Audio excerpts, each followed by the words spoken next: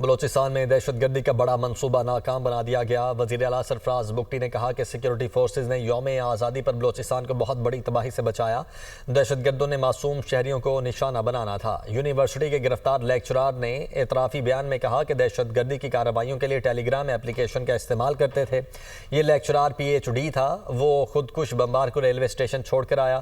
سازش کے تحت دہشت گردی کو پسماندگی اور محرومی سے جوڑا جاتا ہے۔ بلوچستان میں مسنگ پرسنز کا نام لے کر پروپیگنڈا کیا جاتا ہے۔ ہم نہیں چاہتے کسی کا گناہ کسی اور کو ملے۔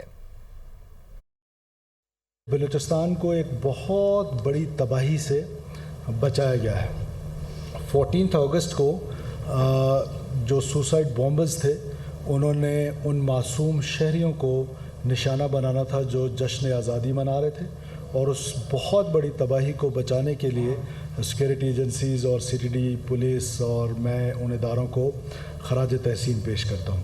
اس سے پہلے جو خودکش حملہ ہوا تھا ریلوے اسٹیشن پہ، یہ اس کو موٹر سائیکل پہ بٹھا کے ریلوے اسٹیشن کے قریب چھوڑ کے آیا ہے، اور اس کے بعد ریلوے اسٹیشن سے کوئی 1 کلومیٹر کے فاصلے پہ کسی اور ہینڈلر کے حوالے کیا۔ اکثر اس لڑائی کو کہ ڈپرائیوڈ ہیں جی بلوچستان کے لوگ، یہ کہاں سے ڈپرائیوڈ ہے؟